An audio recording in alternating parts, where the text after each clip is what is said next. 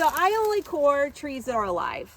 And I started coring trees in 2021. And so this tree you can see has a tag.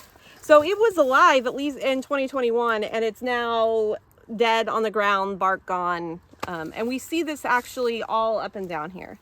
So we are out in the marsh at Monet Bay, and if you look around me, you can see that there are all of these dead trunks. And they've been dead for a while. You can see some of them are broken off and weathered. And if you look further on out, they actually go for quite a ways still out.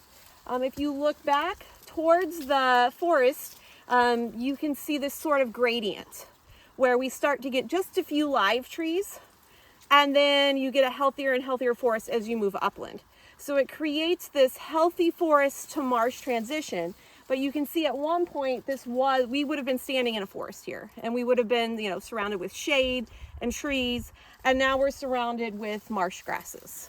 And so it's a completely different ecosystem. So there's this very visible line where essentially regeneration stops. And that's a line that we get really concerned about, because these trees are more susceptible to the salt. And this creates what we call a zone of persistence. Once these die, then if you have a big storm come through, kill off your overstory, there's nothing to come in underneath it. And that's when you have this sort of rapid transition that happens really quickly from forest to marsh, because there's nothing young to come up. It's a lot more complicated than I think any of us even realized. It's a system that hasn't really been studied that much, but the more we look into it, the more we look at the interconnectedness, at the things happening at time scales that we didn't anticipate, and these sort of interactions between the environment and the plants and the animals and the land and the nutrients. That's just incredibly dynamic system.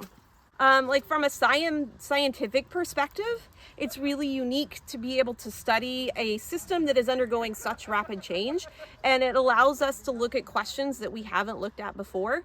But from a human perspective, it's really sad to see these trees that have, and I happen to know most of these trees, that they germinated, many of them in the 1920s to the 1930s. So these trees that have, in many cases, have been here for 100 years, now meeting their end, and it's not these trees should be living to be much older than that.